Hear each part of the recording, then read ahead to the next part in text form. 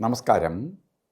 ആചാര്യ visual മീഡിയയുടെ പുതിയ ഒരു എപ്പിസോഡിലേക്ക് എല്ലാ മാന്യപ്രേക്ഷകർക്കും സുസ്വാഗതം. ജ്യോതിഷ സംബന്ധമായ കാര്യങ്ങളാണ് നമ്മൾ ഈ ചാനലിലൂടെ പൊതുവെ പറഞ്ഞു വരുന്നത്. ഇന്ന് നമുക്ക് ഈ ചാനലിൽ വ്യാഴമാറ്റത്തെക്കുറിച്ചാണ് പറയണേ. വ്യാഴമാറ്റം എന്ന് പറയുമ്പോൾ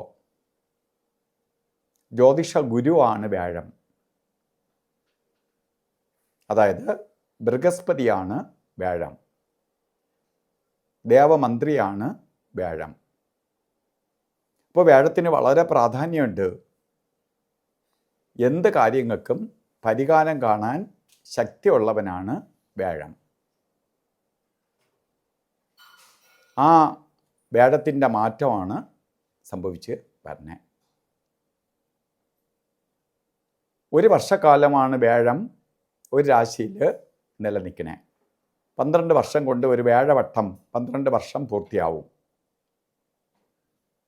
അതിൽ 12 വർഷത്തിലൊരിക്കൽ, അതായത് 12 വർഷത്തിൽ ഒരു വർഷം മാത്രമേ വ്യാഴം ഉച്ചത്തിൽ വരികയുള്ളൂ. ഇപ്പോൾ ഉച്ചരാശിയിലേക്ക് വ്യാഴം പ്രവേശിച്ചിരിക്കുന്ന അല്ലെങ്കിൽ പ്രവേശിക്കുന്ന കാലയളവാണ്. മിഥുനം രാശിയിൽ നിന്ന് കർക്കടക രാശിയിലേക്ക് വ്യാഴം മാറുകയാണ്.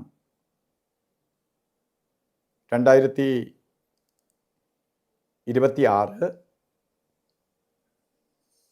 ജൂൺ മാസം 2-ാം തീയതി വെളുപ്പാരാവിലെ വ്യാഴഭഗവാൻ കർക്കടകത്തിലേക്ക് വരും. 2027 ജൂൺ മാസം 25-ാം തീയതി വരെ ഉണ്ട് താനും. 23 ദിവസം കൂടുതലുണ്ട്. ഇതിനിടയ്ക്ക് വെച്ച് വ്യാഴന് ഒരു സ്ഥാനമാറ്റം, വക്രഗതി വരും. വക്രഗതിയെ നമുക്ക് പേടിക്കേണ്ടതില്ല. വക്രഗതി പൂർവ്വഗതി ഫലത്തെ കൊടുക്കും എന്ന് ശാസ്ത്രത്തിൽ പറയുന്നുണ്ട്. വക്രത്തിലേക്ക് പോകുന്ന ഗ്രഹം അല്പ ദിവസം നമ്മൾ താമസിക്കുന്നിടത്തുനിന്ന് ഒരു സുഹൃത്തിൻ്റെ വീട്ടിൽ പോയി അല്ലെങ്കിൽ ഒരു ടൂറ് പോയി എന്ന് വിചാരിച്ചാൽ മതി. എന്തായാലും കർക്കിടകത്തിൻ്റെ ഫലത്തെ പ്രദാനം ചെയ്തു തരും. ഇത് ഓരോ രാശിക്കാർക്ക് എങ്ങനെയാണ് പ്രയോജനപ്പെടുത്തേണ്ടത്? വ്യാഴം ഉച്ചത്തിൽ വന്നു, ഒരു വർഷക്കാലം ഉണ്ട്, അതിനെ വിനിയോഗിക്കുന്നവനാണ് മിടുക്കൻ. 12 വർഷം കഴിഞ്ഞതിന് ശേഷമേ നമുക്ക് അങ്ങനെ ഒരു വർഷം കിട്ടുകയുള്ളൂ. അതുകൊണ്ടാണ് ആ സമയത്തെ നമുക്ക് വേണ്ട രീതിയിൽ പ്രയോജനപ്പെടുത്തണം എന്ന് പറയാൻ കാരണം. വ്യാഴം കർക്കിടക രാശിയിലേക്ക്, മിഥുനൻ രാശിയിൽ നിന്ന് കർക്കിടകത്തിലേക്ക് വരികയാണ്. നമ്മൾ രാശി നോക്കുമ്പോൾ കർക്കടക രാശിയുടെ ഫലത്തെയാണ് നമ്മളിത് നോക്കാൻ പോണേ. പുണർത നക്ഷത്രത്തിൻ്റെ അവസാനത്തെ 15 നാഴിക, പൂയം, ആയില്യം, ഈ 2.25 നക്ഷത്രക്കാർക്ക്, ഈ 2.25 നക്ഷത്രത്തിൽ നിൽക്കുന്നവർക്ക് വളരെ പുരോഗതിയെ കൊടുക്കുന്ന ഒരു വർഷമാണ്. ഇപ്പോൾ വളരെ മോശപ്രദമായി ആണ് നിങ്ങൾക്ക് 12-ൽ വ്യാഴം സഞ്ചരിച്ചുകൊണ്ട് നിൽക്കുകയാണ്. 12-ൽ വ്യാഴന് ഏറ്റവും ഇഷ്ടമില്ലാത്ത സ്ഥലങ്ങളിലൊന്നാണ് 12.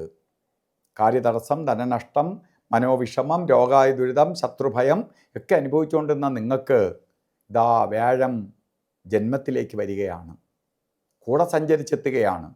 ഇതിനെല്ലാത്തിനും ശമനം ഉണ്ടാവും.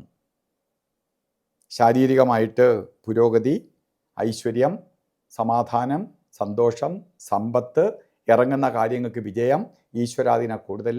നമ്മൾ ദൈവമേ എന്ന് വിളിച്ചാൽ തന്നെ ദൈവം തിരിഞ്ഞു നോക്കും. കാരണം നമ്മളെ കൂടെ ഗുരു നിൽക്കുകയാണ്. അപ്പോൾ ലക്ഷം ദോഷം ഗുരുഹന്തി, ഗുരു കൂടെ നിൽക്കുന്ന സമയമാണ്. ഈ ഒരു രാശിക്കാർക്ക് മാത്രമേ ഗുരു കൂടെ നിൽക്കത്തുള്ളൂ. അപ്പോൾ ഈ സമയത്ത് എന്ത് ചെയ്താലും സക്സസ് ആവും.